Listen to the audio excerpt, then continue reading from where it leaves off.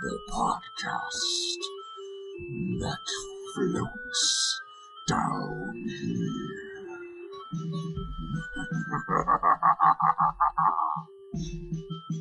Hi, I'm Melissa, your Stephen King veteran. Hi, I'm Ben, the Stephen King and horror film fanboy. And hello, I'm Luke, your first-time Stephen King reader.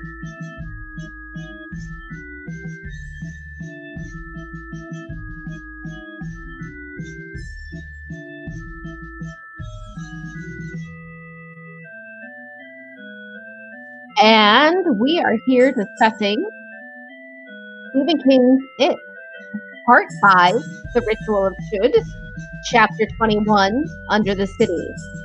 This chapter was 41 pages long, which was 3.76% of the book. And last time we talked about the first 6 sections. So this time we're going to be talking about Section 7, In the Tunnels at 4:59 a.m., Section 8, Derry, 5 a.m., Section 9, George, 5:01 a.m., Section 10, Derry, 5:30 a.m., Section 11, Under the City, 6:49 a.m., Section 12, unnamed, Section 13, Under the City, 6:54 a.m. This section was 16 pages, and that's only 1.47% of this book. Alrighty, boys, let's jump right into Section 7, In the Tunnels at 4:59 a.m. Before we get started, I just want to point out, I love that where we broke this off, it is all grown up. This is all 1985 right up in here. Yeah, made it a little easier. All right, so here we go, talking about that first section, walking up there. Ben, you want to go ahead and start us off in that conversation? Yeah, so basically, Bill was still worried about Audra being down, being captured, and wondering how that could have happened, and wondering, what they're going to see. And Ben replies with, "It doesn't have to look bad. We know that. It could have shown up and said you were in trouble, taking her in here taking her here in order to fuck you up, I suppose, to kill our guts." Because that's what you always were, Big Bill, our guts. And him calling out Bill for that aspect, it is true. Everybody has their role. And yeah, Bill's been the leader, but it's mainly the guts. He's the bravery. He's the caution to the wind, death wish almost. But sometimes depends on your point of view, but that's what guts is. It's almost a death wish or almost a, hell hath no fury kind of thing. I agree with that. And then like right after that, they kind of talk about Beverly's like, well, it could be Tom, right? She jumps right into, it was Tom. Maybe Tom brought him down. And then my favorite part of this whole section was Richie going, Jesus, what is this? Some kind of soap opera where everybody turns up sooner or later?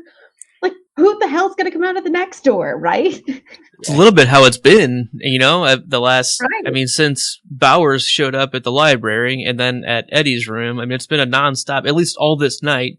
And we've seen things like that happen over the past couple days for them, right? They've all had their walking tours. And because again, remember, that was like yesterday. That was like less than 12 hours ago, right? That was 12 hours ago. About 12 hours ago at this point. Yeah. Because this is roughly 4 to 5 in the morning, right? Where we are in Section 7 it's here. It's 5 o'clock in the morning. Okay. It said in the title. Yeah, I was going to say it. Oh, yeah, perfect. So yeah, it's been maybe 13 hours since they had Chinese food. It's a lot of crazy things have happened in this half of a day. Yeah. And to your point, Melissa, sorry, that kind of goes right perfectly in my next note of not a soap opera, Bill said. A show like The Circus. Bev here would have married Henry Bowers when she left. Why wouldn't he come here? After all, the real Henry did. And Beverly says, no, I didn't marry Henry. I married my father. And, I like how Eddie's like, who gives a fuck? It doesn't matter. Yes, you married a psycho. Okay. If they're all trying to kill you, who does it matter who it is? Right. All right, Luke, and I think you've got kind of the wrap-up thoughts here for this. Yeah. Short. At the very end of this, they start thinking about what we saw at the end of last section, where the little kids get to the door and they're like, I can remember all these things that we've seen of them as kids. Like you said a minute ago, we only see them as adults in this next series of sections, which was a good spot to make the break from last episode for us. You're welcome. Right. Yeah. No, good call. And it does make a lot of sense because they remember the things that we've seen. They don't remember just beyond the door. They can remember everything up till that point. And it's interesting, I guess, is the best way of saying it. And it's frustrating too as the first time reader. It's like, just fucking remember already. Like, come on, let's get there. Like, just have any benefit of memory going into this showdown. But alas, that's not going to happen.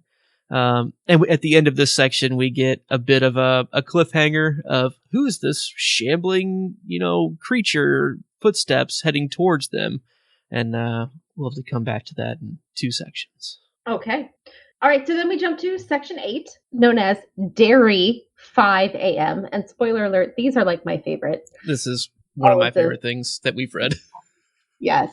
So I'm going to give my overall thought, and then I'm going to let you guys talk about the different nuances, if you will, of this section. My quick overall thought is it's very much like the let's review all the bad things that have ever happened in Derry section, because man, do they mention almost everything. And with that, Benj, I'm going to let you jump right into some of your thoughts there. Sure. 1 second. So the bell doesn't ring, and the old timers take notice and are very uneased by it because there's only been one other time that it hasn't happened. Since the bell went up in 1875 or so. I had the date highlighted here, and yes, 1897. So only one other time in its history has that bell not rung. And so, yeah, that'd be kind of freaky if every half an hour that bell's going to chime and something's amiss. Mm-hmm. It's like living next to the airport, as we all grew up doing. It's when you don't hear the airplanes, it gets unnerving, so I can understand the mindset of all those old timers of something's not right. And then my other note on that section is we get call outs to Norbert Keene, Edgar Thorogood, and Dave Gardner, 2 of which were the ones that Mike had gotten information from. And actually, I had made a call out to Edgar last episode, or I believe last episode or 2 episodes ago, where we've heard from each person since, or like a callback to. And so here's Egbert's, I can't say his name, Thorogood's, recollection of, basically pissing himself because he wakes up thinking Thoreau was going to come and kill him. And then realizes, wait, something else is wrong. Yeah, I really like the revisiting some of these old timers. Some of the people that we've seen have either close encounters or Mr. Keene. He's been mentioned over and over here and there, and Mike talked to him, and he's been a character that really has stood out to me, kind of keeping an eye on because of the first interlude, right? It was, or maybe the second interlude. I think it was the first interlude. Where Mike's starting to poke around, and that's the first real instance that we have that, hey, some people around here know some stuff, and for some reason that is those memories are forcibly forgotten, if you will. And I love hearing about the old timers, and this is a nice way to show that yes, they're still around, and yes, they can tell something's amiss around the town of Derry. Another character that was brought up was Chief Rademacher, who we met in chapter 2, where when they were interviewing Unwin and Dubé and all of them after the murder in that chapter, he was someone that, it says here, believed that he did everything he could to solve those murders and the murders, since then with all the children and things. So, like Melissa said, this is a very, very much a, hey, let's touch on a lot of things that we've either experienced before. Let's bring up Kitchener Ironworks. Let's bring up, the axe murderers. There's even a reference to the Bradley gang, I believe, at one point. And so, yeah, and the Legion of White Decency. Like, there was a blizzard of old references that we've had throughout this whole book. And yeah, I I just really like the sense of foreboding that's going on. Mr. Keene was interviewed in the third interlude, that's when we heard about the Bradley gang, because he was in it. Like, he was part of that day. Yeah, Thoreau was number 4, Mike's dad was number 2, and the historian was number 1. And we heard about the Kitchener Ironworks in number 1 also. Yeah, we learned about the Black Spot in number 2, and then the Bradley gang in 3. And, yep. So, but it's actually interesting you say that, Luke, because I didn't realize that Rademacher was the one we met back in chapter 2 interviewing them. I thought it was a sergeant. I hadn't realized that it was actually Chief Rademacher. That's a cool catch. Because the first time I recall, granted it's been a year and a half that we've been reading this book, was last section when when Beverly calls the library and talks to him there. I thought that was the first introduction we had for Chief Rademacher. So that's a good catch on the chapter 2. I apologize. Mr. Keene was the drug shop owner that gave. So it was way earlier. It was in chapter number 5. Yep, Bill Denborough beats the devil. Right. Yep. But he also was interviewed by Mike. Okay. I'm thinking of a different character than from interlude 1. I can't remember his name. Yeah. The historian guy. The historian is. I was thinking that was Keene, but it's not. I'm not going to worry about it right now. It's been a long. That was literally like almost 2 years ago. Of reading this book, it's fine. All right, I'm going to jump to section 9, which was one of the longer sections. Yep. Honestly, in this part, it's called George, 5:01 a.m. So we have now passed 2 minutes since we started the episode. Just to throw that out there. And we don't have very many notes between the three of us. It really just starts off with now we're meeting Georgie again after all these years. Yeah, and so Georgie basically, the image of Georgie accuses Bill of causing it to be his fault, bringing up every internal thought that Bill has processed, and closing in closer and closer on him as everybody's telling Bill to fight. Originally, he thinks all his friends ran away, like his parents ran away, and then he realizes they're right next to me, and he is able to finally get it out. For the second time in his life, he was able to get out. He thrusts his fist against the post and still insists he sees the ghost. You son of a bitch! Or you son of a bitch! He thrusts his fist against the post. You son of a bitch! And still insists he sees the ghost, which still is one of my absolute favorite lines, as we've talked about in here. So when I see this line come up and fully said, and as Richie calls it out, it wasn't in his voice. It was almost his voice. It was almost the sound of Bill, but it wasn't quite. And the creature is forced to recoil from that because he's able to, as we saw with Richie and I believe Stan last episode, when you head on confront it, it can't stand up to you, or at least in boggart form, in glamour form. Yeah, and we've seen that over and over and over again. You know, if you stand up and believe that you can stand up and do something about it, that's when, at least from my experience, what we've seen to be the most successful way of defending or offending against it itself. Thinking back to the Drown Boys at the what's it called, the standpipe, right? With Stan and the birds. So it's the belief that you can do something, and we've seen that a lot this chapter overall, of Eddie, believing that his aspirator was acid because that's what it tastes like. So it's easy to convince himself that, yeah, this is going to do damage like acid because I believe that. And it comes down to Bill finally coming to grips and believing to himself something that he's internalized and not, unconsciously put on himself, this unwarranted guilt that he caused Georgie's death. And I can see where that comes from, especially when it was driven into him by the way his parents acted after the fact. I mean, you can't blame young Bill for just growing up that way. It was kind of thrust upon him. It thrust its fists against his face, pretty much. And he was conditioned to believe that, and it's taken all this time for him to actually be able to believe that he didn't have a part in that, so he shouldn't feel that guilt.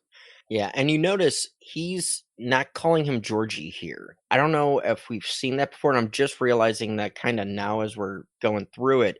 Because the first time he gets it out, this is the second and third time he gets it out. He says that he first post and still insists he sees the ghost. You're no ghost. George knows I didn't mean for him to die. My folks were wrong. They took it out on me, and that was wrong. Do you hear me? and the whole section they're calling it George, and everything. But I don't know if this is the first time. I can't recall. I mean, we've always called him Georgie, and so that just might be where it's sticking out. But I've always felt that almost every time Bill's talked about him, it's Georgie, and this is more of a George. This is more of a human, kind of raising the age kind of George to being accepting. Yeah, no, I hadn't really noticed that. Bill does call him Georgie when he's still kind of being affected by this ghost glamour thing. But after that, it doesn't look like he calls him Georgie again. And the narrator consistently calls him George in this section. Gotcha. Except for the second time it says, "My boat," Georgie's lost voice rose, wavering in the tunnel. "I can't find it, Bill." And then it says, Georgie, Bill shrieked. He felt his mind tottering, ripping free of its moorings. But yeah, overall, it seems to be George more often than not in this section. Yes. I will say, though, flipping back to literally chapter 1, the narrator calls him George. Okay. It's just Bill, typically. Georgie and Bill. And then I also flipped to 6 phone calls, the last section of 6 phone calls. And in there, he refers to him as Georgie. But when he's talking to Audra and telling her about, "Oh, I lost my brother." But then she responds back, "Oh, when your brother George was killed." Like, she calls him George, but Bill is still verbalizing it as Georgie as early as, 3 calendar days? Days prior. Yeah, I think the sentiment that you're getting at there, Benj, is potentially valid. Of Bill can finally elevate that mental way he views the situation, and he can grow up Georgie in his mind to be beyond that. So I don't know if it was completely intentional, but it very well could be. The only reason why I'm thinking it is because it is italicized. It is kind of, at least in my Kindle version here, it has George knows, like punctuate with the italic. So I think that's one reason why it stands out to me, just as... I think that's pretty reasonable from the evidence at hand. All right. Are we ready to move back to Derry? Let's head... I don't know if I'm ready to move back to Derry. Just in general. Is anybody ever ready to move back to Derry? You don't move to Derry. Anyway, we're going to move ahead a few minutes. Now we're at Derry, 5:30 a.m. And honestly, this section, it goes on for a little bit, right? Like, it goes all the way to like 7:30 a.m. or something? 6:45. Yeah, the last time listed in here is 6:46 a.m. 6:46. Okay. Yep. We're gonna time lapse for about an hour. We're getting little, I like to call them like flashes, right? It's a montage of what's happening in the next 75 minutes or so. And Luke, I really want to start off with your thought here, your connection, if you will, on what's going on in the skies above Derry. By 5:30, it was raining hard. The weather forecasters on the Bangor radio stations expressed mild surprise and tendered mild apologies to all who had made plans for picnics and outings on the basis of yesterday's forecasts. Tough break, folks. Just one of those odd weather patterns that sometimes develop in the Penobscot Valley with startling suddenness. I'm just going to stop there. I think that gets to the point of, it sounds a bit like Missouri weather. I'll be honest, I think a lot of states would say this, that you have very unpredictable weather. We have pretty unpredictable weather, just by the way it works around here. I'm no expert on it, but from anecdotes and personal experience, there's a pretty well-known saying around here: you don't like the weather, just wait an hour. It changes pretty rapidly. I remember I remember a day in college where everyone went to class in the morning, 85, 80 degrees, wearing shorts. By lunch, it was snowing. That is not an exaggeration. It dropped 50-something degrees in 3 or 4 hours. I felt like I've been in Derry for days like this. Yep. And that's not like an anomaly. That happens pretty consistently each time there's a major season shift. Yeah. Just a side note to that, I was literally driving my brand new Camaro convertible that I bought at the time. Drove it 15 or 25 miles south of where I'm at now. Top down, drove down. By the time I get back and turn around on the highway, 25 minutes later, it's snowing. And I have to put the roof up. I'm like, son of a bitch. But no, my joke to that, Luke, is they usually forget to turn off the radar on the top of the arch to help mitigate the rain effect here. Right. So, so by 6 that morning, going down a little bit further, one of the highways became so impassable that the Dairy Highway Patrol had orange detour signs on both sides of the dip, closing it down. I read that, and that stuck out to me as, is this a way to isolate the town? It's, Oh, Right. I I was kind of thinking something along those lines of it. You literally can't get in or out at this Yeah. point. yeah. I just went with I know how fast flooding can happen because that's been our entire summer here. So Here in the Riverlands. yeah, right. Like not to make the connection back to Sweet Home Missouri, but it's been a very wet Yes. last 4.5, 5 months. So Yeah. that's where my connection was. And then at 6:05, the residents of Merritt Street in Old Cape felt something that might have been an underground explosion. And then at 6:06, those same residents had a geyser of shit and raw sewage as some unimaginable reversal took place in the pipes which fed the holding tanks of the new waste treatment in the Barrens. Toilet explosion sounds like my own personal nightmare. That sounds horrible. That's like very terrible. that's the worst thing in this chapter for me. Just Yeah. or that section. That's pretty unfortunate. Yeah. So a few minutes before that, at 5:45, a power transformer on a pole right outside the Tracker Brothers truck depot exploded, and wires were down. Fire started. So the fire department rolled out at 6:02. By 6:09, the first truck arrived, and Calvin Clark, one of the Clark twins, whom Ben, Beverly, and Richie and Bill had gone to school with, his third step away from the truck brought the sole of his leather boot, which is why you don't wear leather boots. If you're an emergency responder, rubber boots. Third step away, the leather boots on the live line, and Calvin was electrocuted almost instantly. His tongue popped out of his mouth, and his rubber fireman's coat began to smolder. He smelled like burning tires at the town dump. This is why, if you're in any kind of field of outside, rubber-soled shoes, just be safe. But Safety first, and then friendship. What's that? Safety first, and then friendship. Exactly. Oh, If you're the victim, you can't save your friends. That's true. sorry. You said safety first, and my Waze app right now, I have the Cookie Monster voice. So anytime you said anything, he says safety first, cookie second, third, and fourth, maybe fifth and sixth, but safety first. That's pretty good. That's where I'm at in my brain right now. Just give me a cookie. School have to start tomorrow. I'm a little off. It's fine. Luke, did you have any other thoughts about the exploding power transformers there at the? Yeah, just in general, it kind of back to 2 sections ago when we kind of got a glimpse at all of these different dairy landmarks, right? If we didn't hit it there, we're probably hitting it here.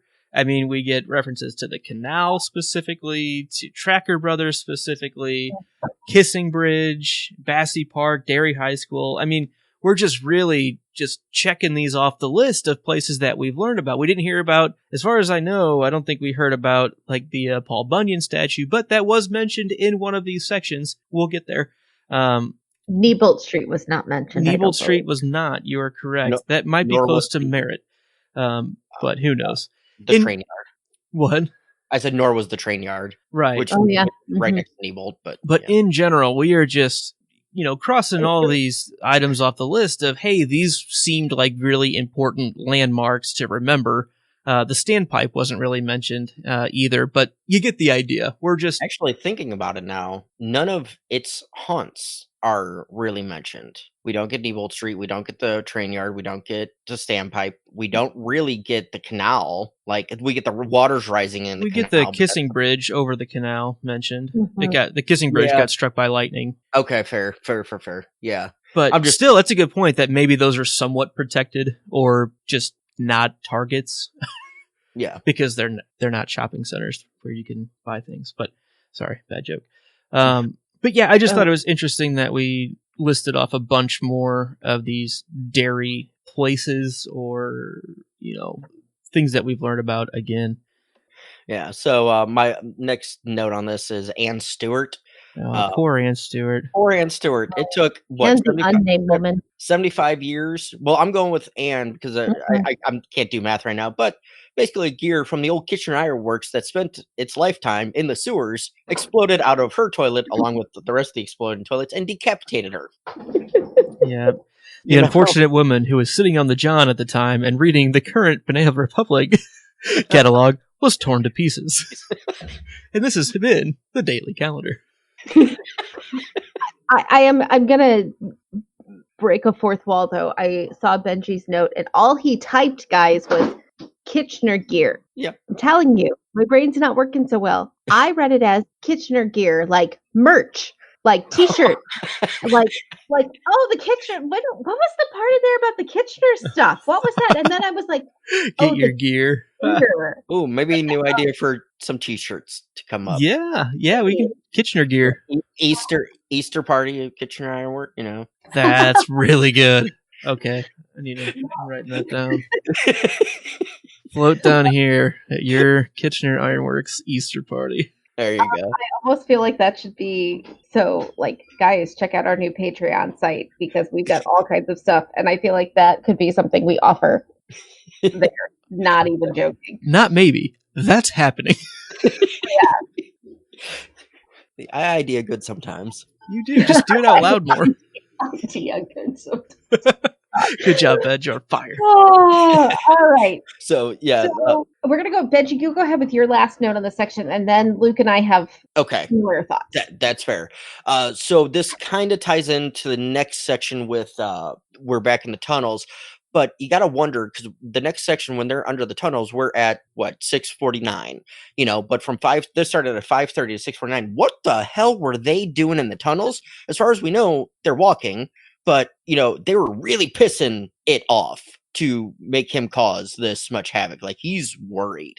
I think this is like his last ditch release all energy kind of thing to, I just have that feeling like, what the hell were they doing? Because we don't know what they were doing for the last hour. Even in the next section, all we think of is they're walking. So it's kind of one of those, did anything happen in that meantime that we just didn't learn about? I doubt it. I bet they were just walking because it's quite the trek. Fair. And that's completely fair. And the only reason I say this is because Stephen King tells us every other minute detail that has ever happened ever. So one would assume if there had been something, we would have heard. This is not a mundane detail, Michael.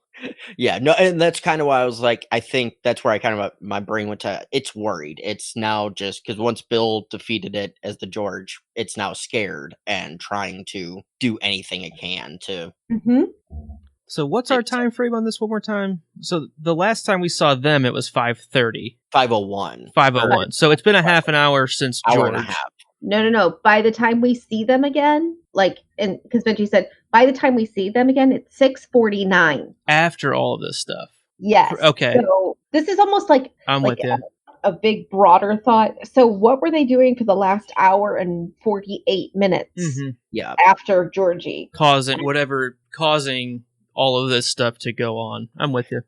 Exactly. Yeah, and I think I'm with you, Benj, in that whatever is happening, because they defeated the George Ghost monster thing, that's the catalyst for all of the rest of this. Yeah, I look at it maybe as its final preparations or show of power to everybody to somehow prepare itself or the town in general for what might be coming. Yeah, and one other thing that just made me think of, going back a couple sections, I apologize, but to Mr. Keen, when he had woken up, he has the thought of, what are those kids up to?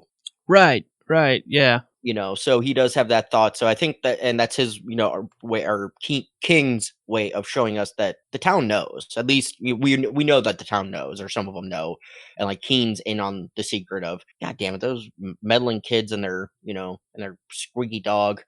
I'd have gotten away with it too. Yeah. So go ahead. All right. Yeah. And then Luke, what happened at the very end of this section? Yeah. So the last time point that we kind of get leads us to a character that we know, and it's Mike waking up. And does it say that he also realized that the clock didn't chime an hour and a half before that? Yes, like it alludes to it.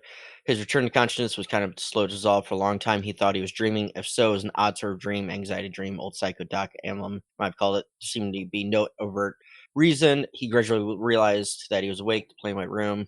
Thought I was hung. There was. I know they mentioned it. I think it was mentioned. Oh no, they said he would have noticed Okay. it. Yeah. Back in section 2, that's what it was. Yeah, that makes sense. Okay. Yeah. I was like, I know that was sort of mentioned. Well, I don't know if it's that he would have noticed it. It's that he knew 2 facts about it not ringing. That he knew, to understand how wrong it was, one would have to have known 2 facts that were known to Mike Hanlon, who lay unconscious at the Dairy Home Hospital. So the facts that it was like, just the things that you knew about it, there were 2 things you needed to know. One, that it had chimed every hour and half hour, and the other one was that it didn't chime on noon on Kitchener Ironworks Easter Sunday. Yes, like you had to know those 2 facts to know that this was a big deal. Mm-hmm. Mike knew them, but missed it because he wakes up here at 6:46 a.m. Yeah. and realizes he's having these weird dreams, right? And he wakes up and he can tell something's wrong. Right. And so he rings for the nurse. And now we get back to something that was alluded at in one of the It perspective sections that we had last episode for us, but still this same chapter, where It said that I'm just going to send in a nurse, with a drug problem, into a what? Pill addiction. Right. Yeah. To basically finish Mike off. And so we see that interaction here, and it's Mark LaMonica, whose sister was killed back in the day. It's just so creepy. Like, Mark's eyes are so blank, and as soon as I read Mark's eyes are blank, I'm like, that's it.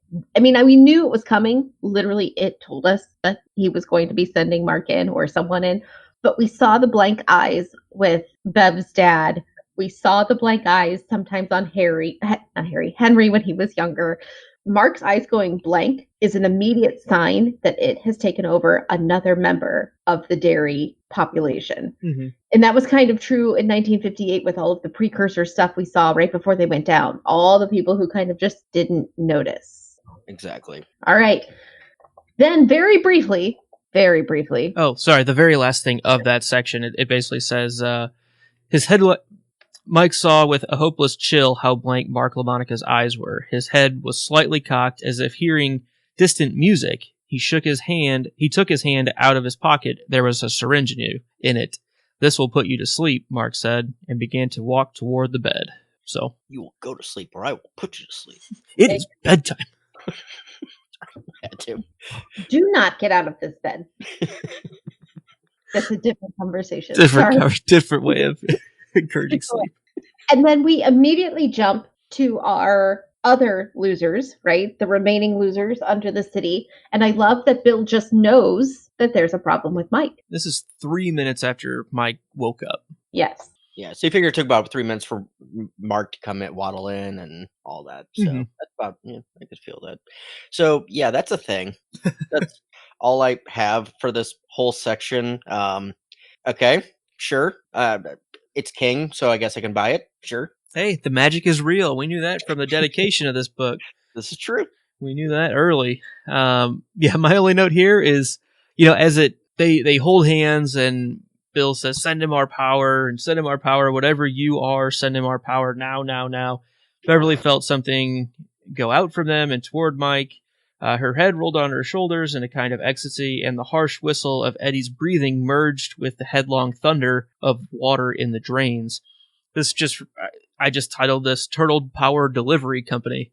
Whatever this is, we just, with our powers combined, just let's shoot some power out and share it with the guy who's on our team and can't be here. We are stuck here in the sewers. Turtle power combined. Oh, I went with Voltron. So, we're getting the whole gambit there. Yeah. It's fine. I mean, it's basically a cartoon, a Saturday morning cartoon. This is very cartoony. Yes. Okay. And then immediately we jump right back to the hospital. No section title. It's just immediately after. It's just like wham, bam, right back, right? Section 10 continued with, it was almost like the section 11 is like a parentheses. Right. Like we paused, now we're right back. Yeah.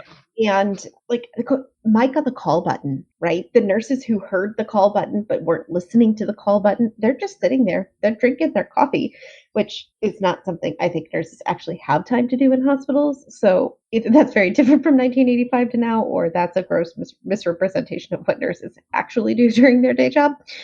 But It's early morning. It's it's still a shift change. Right. Okay. I just that's so dairy. Yeah. It's So so dairy. They're just sitting there That's and so ignoring dairy. it. It's so What- dairy. one line that jumps out to me here as I'm kind of scrolling through, right there, he whispered, the sternum, and sighed again. Any nurse, even under the power of it, doesn't really need to vocalize that. Just you're gonna know, yeah, that's the sternum, like oh yeah, that's where this goes.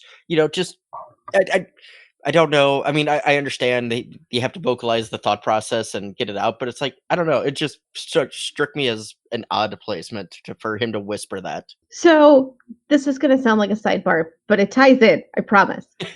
Just wait for it. I've rewatched the entire Grey's Anatomy series in the last 6 months. Like I just finished season 14. I have one season to go. I've done this before, but this has been my project this year, my free time. And something that's really stood out to me is that every time there's something wrong with a patient, they have to very detailed explain to the other doctors in the room what the problem is. And I've been watching this show long enough now, like not just like I've rewatched this series twice. Plus, I watch every episode as it comes out live. So like this is not my first time, and it's just striking me. I'm like, everybody in this room knows this. There's nobody in this room that doesn't know that he's having a cardiac blah blah blah blah blah. They all know. You just have to tell us because we're the audience and we're not doctors, so we don't understand it. But yeah, I know it's a cardiac infarction or whatever, and you know that, but you have to make sure everybody sitting in the room sitting out in the world is that. So And that's one reason why I loved ER. They went full bore with the jargon. They're like, screw it. oh no, the jargon is there, but I'm saying, like you said, the nurse would never have to say it out loud. Those doctors would never have to say it out loud. Yeah. It would just Well, that's what I'm saying is like ER never really had to do that. They just went right through it. still did. They still like said the names of things. I'm saying They don't need to. doctors wouldn't have to say to the other people in the room, well, I think it's and use the terms. It just would be, okay, we're going to treat this. Yeah.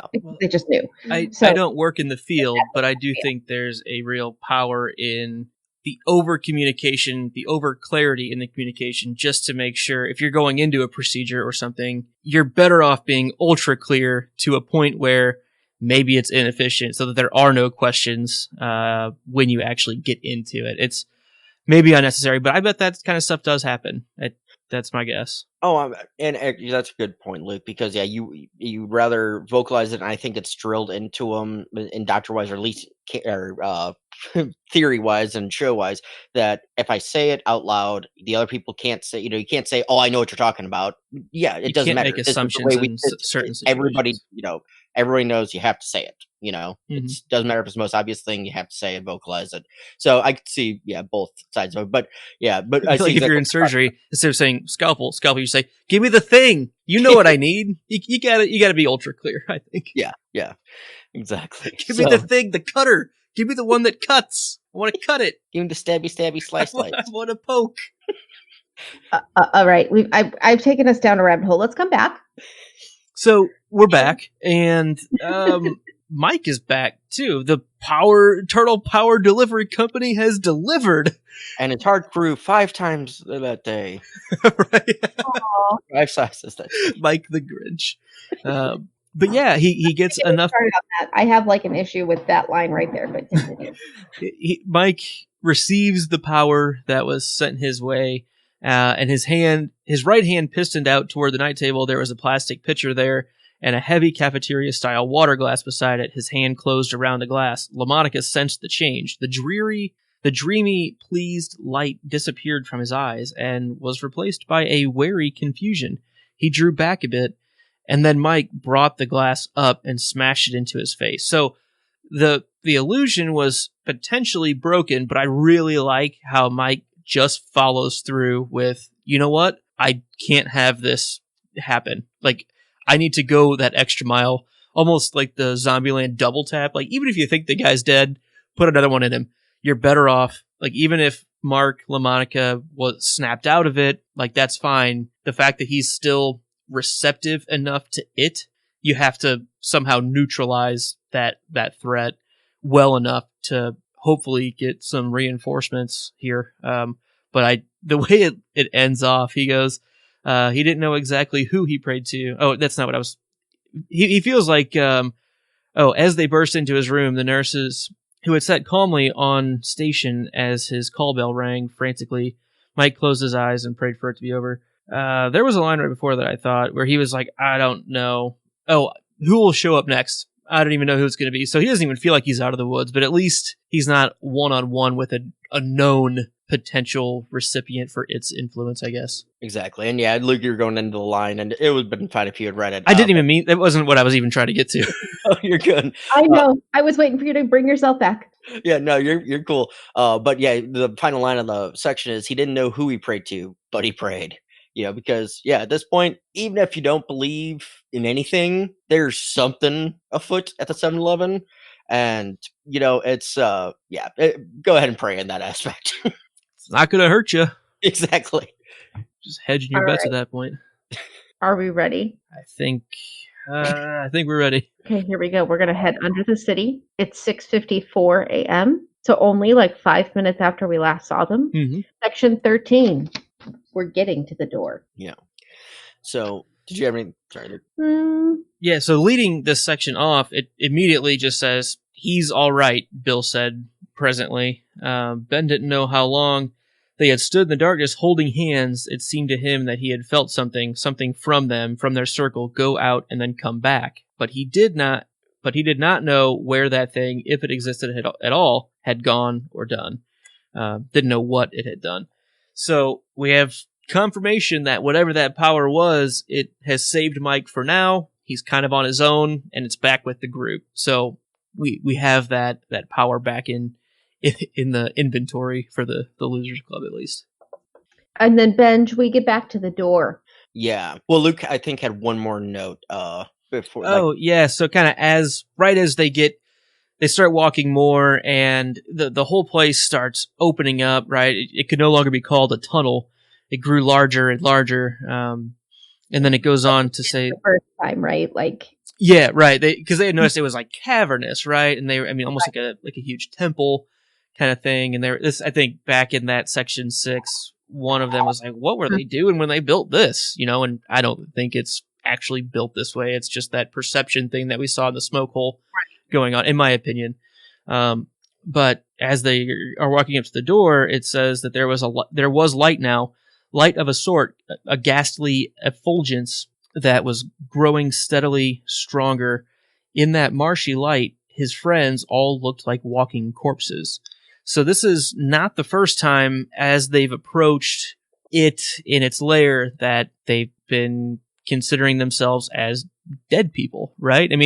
We talked about that last section as when they were heading down that way, they felt like ghosts. And I just thought that was a similar thought that, I don't know what the symbolism of it is, that they have to be dead of some sort to take on it, but they have to kind of be dead and outside the normal dairy. I don't know if there's some kind of connection there that they can't be a part of what dairy is, and that makes them dead to the world that they've grown up in. I don't know. There's something there, though, I think. No, that's awesome points. Now can we get to the door? Door. Yes. Door. Little door. It's little. They're going to have it. But before they have issues, they see the thing. Yeah, see the image again. And this time they're all different. Beverly saw Tom's face. Bill saw Audra's severed head with the blank eyes that stared at him in dreadful accusation. Eddie saw a grinning skull poised over 2 crossbones, the symbol for poison. Richie saw the bearded face of a degenerate Paul Bunyan, eyes narrowed to a killer slit. And Ben saw Henry Bowers. It's interesting that as they've aged, they don't have the same childhood fears as we've talked about because there's more complexities and everything, but it's still telling that it can put that in their mind of this is your worst fear still, and you're going to have to face it. It reminds me, because when they all saw this Rorschach type picture thing, I think is what Benji called it last time. It's it all appears differently to each of them. And I know it was drawn in, like, literally on the page in the book, but I don't think there's any reason it couldn't literally have been a different symbol for every single one of them. It could have been completely different and not so interpretive on their own parts. I mean, we've seen it turn into multiple things at this simultaneously before, so why can't he control what this symbol is? I don't know. I mean, either way, I think you're making a good point there, Benj. It still has a lot of power over pretty much everything. Well, yeah, dairy is its own little feeding ground, so he's the boss, right? Mhm. And then they get to the door, and I love that once again somebody asks, like, what if it's locked? And I went back and looked. So this is the same conversation they had right at the end of section 6, where we cut off our last episode. And Bill responds with the exact same sentence. Places like this are never locked, except he stutters, both in 1958 and in 1985. And I went back and looked syllable by syllable. Is it exactly the same? It is exactly the same. Copy and paste is a hell of a drug. Yeah, like those are like my exact thoughts. I'm like, I wonder if he just copied and pasted the line to make sure it was Exact. syllable by Precise. syllable the same, because it's, time folding in and on itself right here at that moment. And I thought that was brilliant to make it. And exactly to that point, we have Ben feeling fat and sluggish. He physically feels deteriorated back to how his old self was. And he also, as they start going in, he knows that he needed to become a kid again. Got to accept it somehow. That's when they're through the door and rushing in, but he just knows that fundamentally there's something about them becoming themselves before in some fashion that they have to do. And I know Bill's been alluding to that and kind of saying things like that, and now Ben's believing that and following through, and I feel good about it? Question mark? Yeah. Like, understand the rationalization of why he's feeling that way, even though it's not rational. We're in a story with magic, so yeah. Okay, great. Sounds good. Yeah. And Melissa, to your point, really quick, I believe it was also Beverly who had asked in section 6 if the door was locked. So it's a double fold over. Did you look that back up? I did not, but I'm pretty sure I remember it was Beverly. Here we go. It was. It says, But what if it's locked? Beverly asked in a small voice. yeah. So yeah, she Only mirrored. This time is that when in 1958, she said, what if it's locked? Beverly asked in a small voice. It's not locked, Bill said, and then told her what he knew from deeper inside. That was and then he said the line about places like this are never locked. This time it says, what if it's locked? Beverly asked in a small voice. Tom's face mocked her. Mm-hmm. It's not, Bill said. So that's a little different. There's no like internal thing. It just goes, it's not, Bill said, places like this are never locked. Yeah. So some of the in-between stuff is different. Mm-hmm. The dialogue, other than Bill saying it's not, that was a little different. But the dialogue is pretty much the same.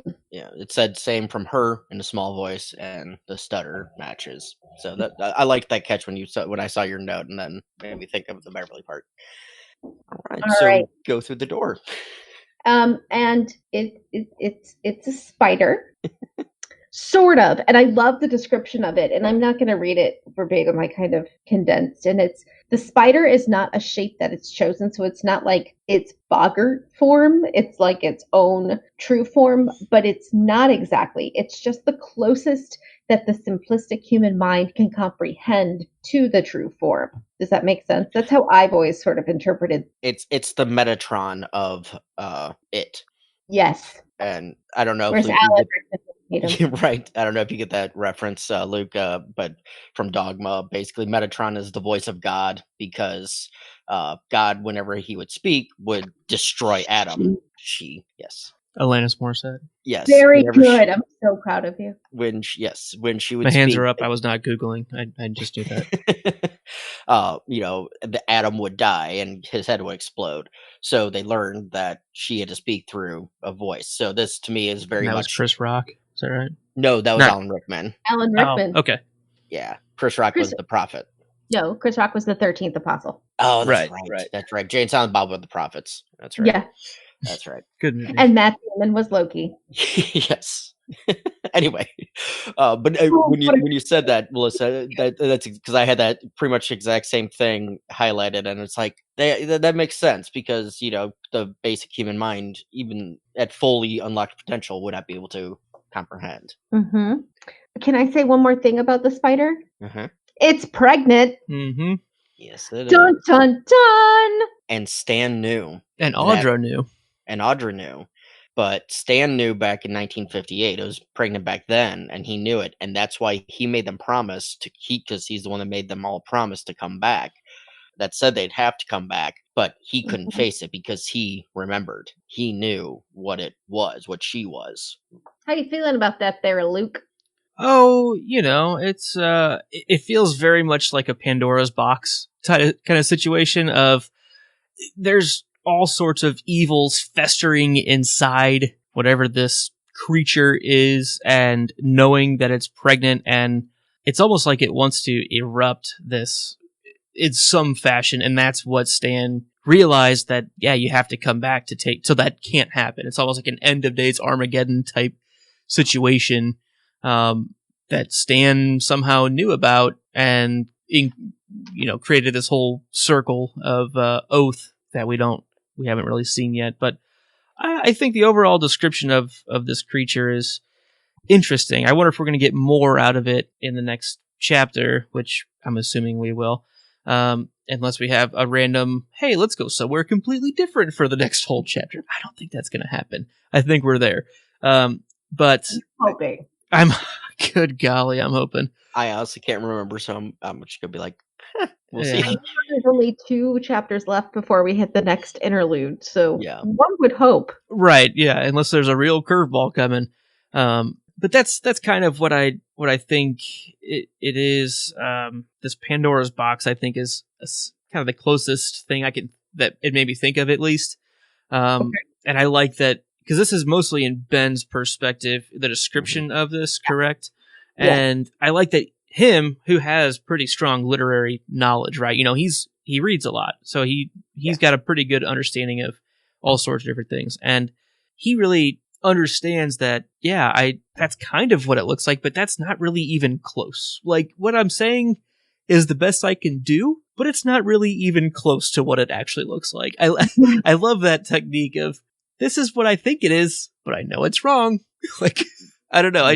But it's better than saying nothing. Yeah, there's a specific example I'm trying to think of, and it's too far out of the tip of my brain to come up with it, but it's like just an indescribable thing, right? Just take the idea of, how do you describe a fundamentally indescribable thing?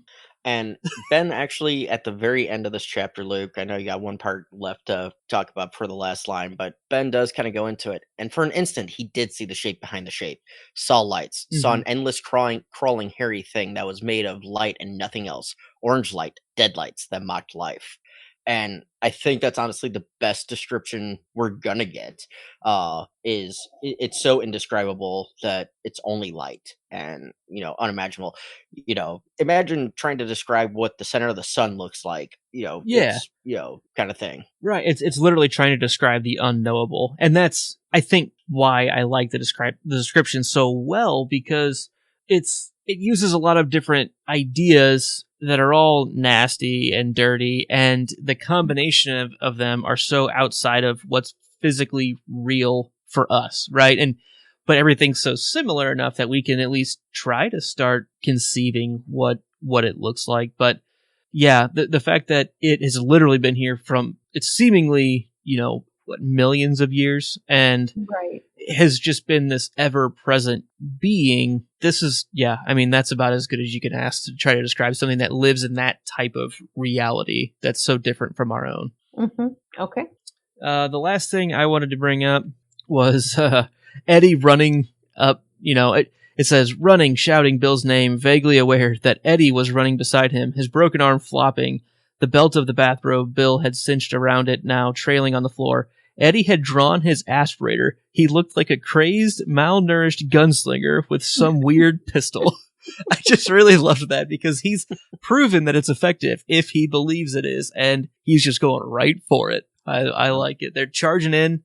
I think Richie and Bev kind of hang back, and they're they're just like saying, hey, don't. And Bill's already charging in for whatever this fight's going to be. Ben, Eddie right behind him. And yeah, it sounds like all systems go right now. Okay. And so that brings us to the section called Questions for the New Reader, of which I have none. Yeah, I got And- nothing. Yeah, no. Sorry, Luke. We don't have any questions for you. So that brings us to the next section called Questions from the New Reader. Questions, thoughts, other such ponderings as has crossed your brain. It feels like we're there finally, and I don't think the wool is going to be pulled out from underneath us on this one. I feel like where that left off, we're gonna see what the kids did next. Is my guess. I have not looked at the section titles for next chapter, but my guess is we're gonna jump back and see what the kids do, and then we're gonna keep having this back and forth flipping between this fight. I believe is gonna be the final fight, the adult fight, if you will. And the kids fight is going to wrap up because we know that's going to be successful in general. We know that all the kids get out. As far as we know, none of them leave as ghosts. So pretty safe bet. A whole different version of thinking of their grown-up lives. Right. Oh, the whole time they were all dead already. There gives more credence to my thought that I've been having.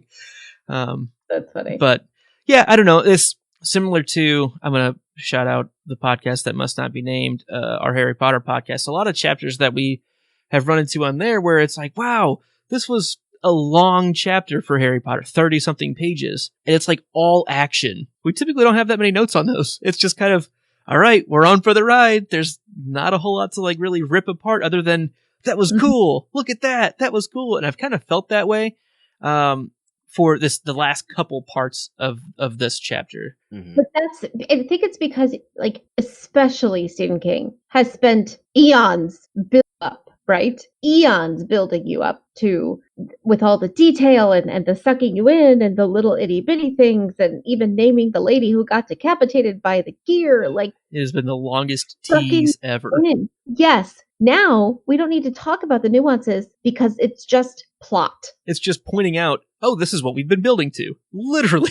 This is literally exactly what it should be because it was so well crafted up to this point. All right.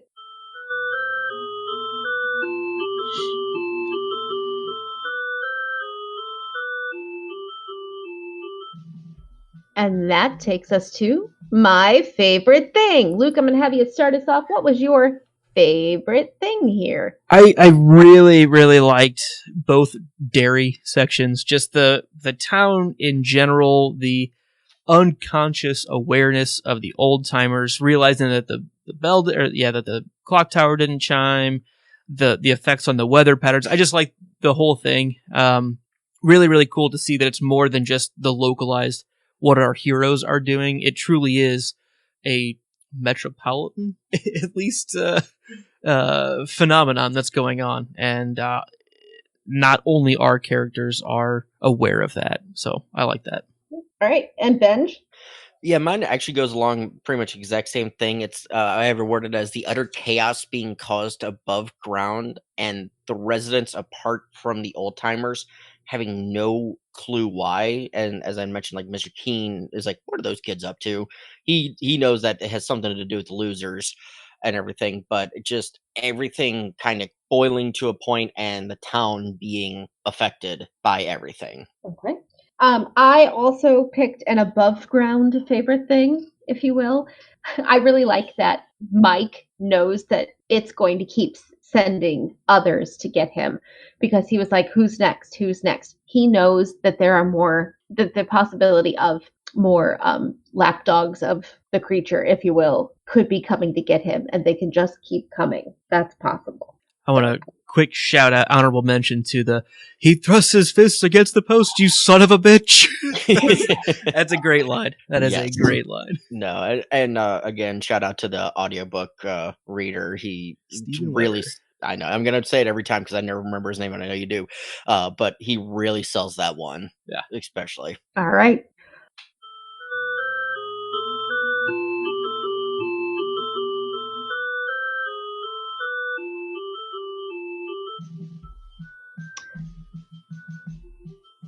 And that takes us out. We are wrapped up with this chapter 21.